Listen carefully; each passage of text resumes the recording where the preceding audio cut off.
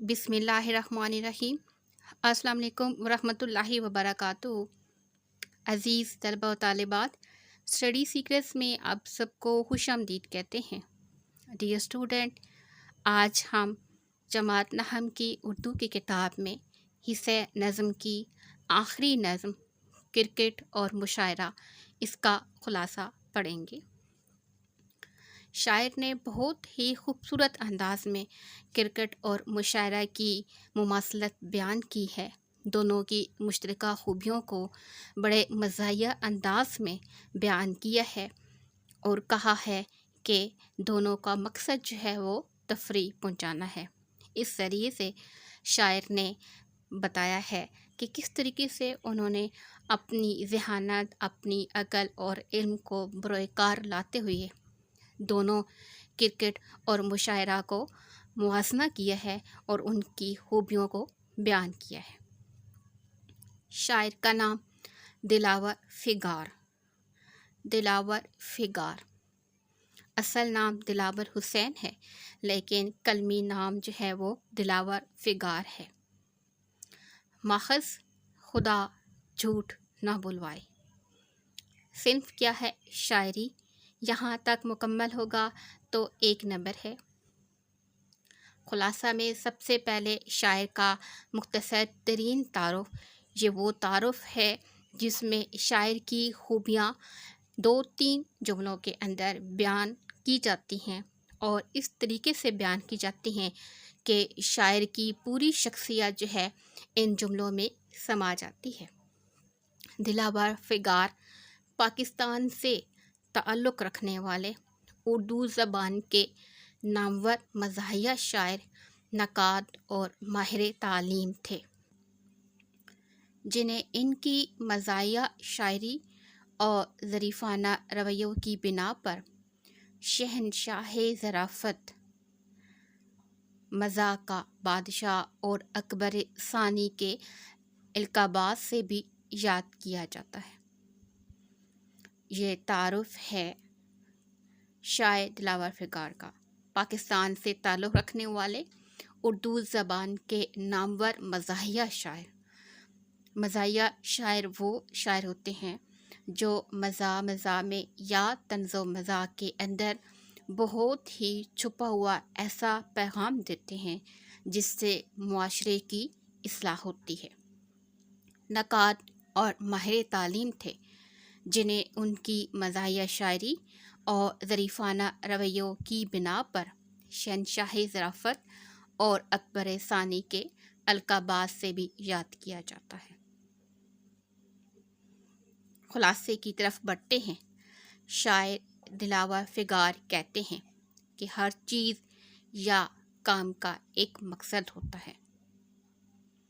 مشاعرہ ہو یا کرکٹ کا کھیل، دونوں کا مقصد تفریح ہے۔ کرکٹ کے کھیل میں کھلاڑی جبکہ مشاعرے میں شاعر ہوتے ہیں۔ یہاں پر دونوں کا موازنہ کیا جا رہا ہے۔ کرکٹ اور مشاعرے کے اندر کون کون سی چیزیں مشترک ہیں؟ کرکٹ کے کھیل میں کھلاڑی جبکہ مشاعرے میں شاعر ہوتے ہیں۔ اسی طرح وہاں امپائر اور مشاعرے میں صدر محفل ہوتا ہے۔ دونوں میں ریاضت کا دخل ہے۔ ریاضت کہتے ہیں محنت کو، یعنی کرکٹ کے اندر بھی محنت شامل ہے اور مشاعرے کے اندر بھی محنت شامل ہے۔ چونکہ دونوں کا مقصد تفریح ہے اور دونوں کا جو مقام ہے وہ الگ الگ ہے، لیکن کرکٹ کے کھلاڑی اپنی جگہ محنت کرتے ہیں اور مشاعرے میں شاعر اپنی جگہ محنت کر رہے ہوتے ہیں۔ فرق صرف یہ ہے کہ مشاعرے میں گلے کی ریاضت ہے، یعنی پریکٹس ہے۔ کرکٹ میں نو بال کھیل کے قوانین کے خلاف ہے۔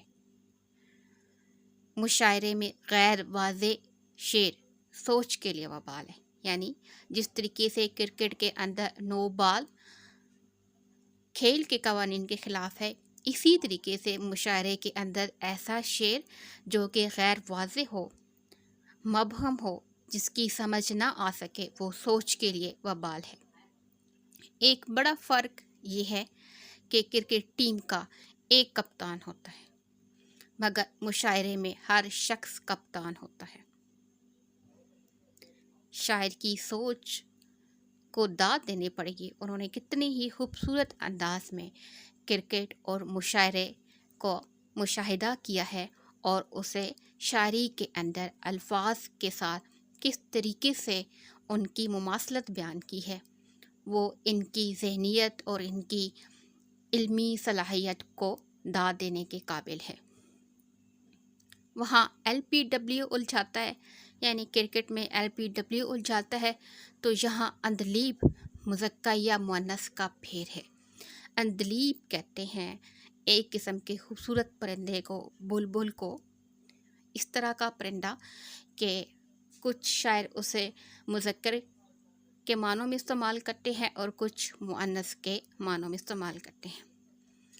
ایسے شعراء بھی ہیں جو صرف طنز سے کام چلاتے ہیں، اور ایسے ہیرو بھی ہیں جو اصل میں زیرو ہیں۔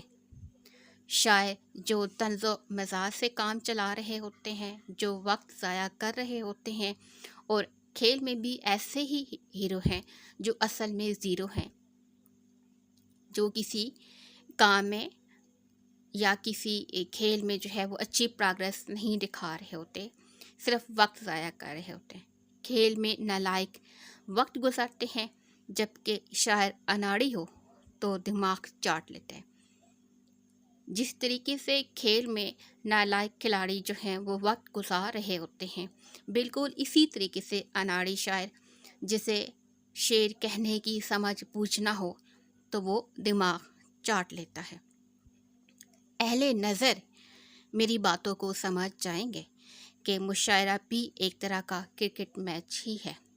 آخر میں شاعر پیغام دے رہا ہے کہ اہل نظر، اہل ذوق اور اہل علم اور عقل و دانش والے لوگ جو ہیں وہی میری باتوں کو سمجھ سکیں گے کہ مشاعرہ بھی ایک طرح کا کرکٹ میچ ہی ہے۔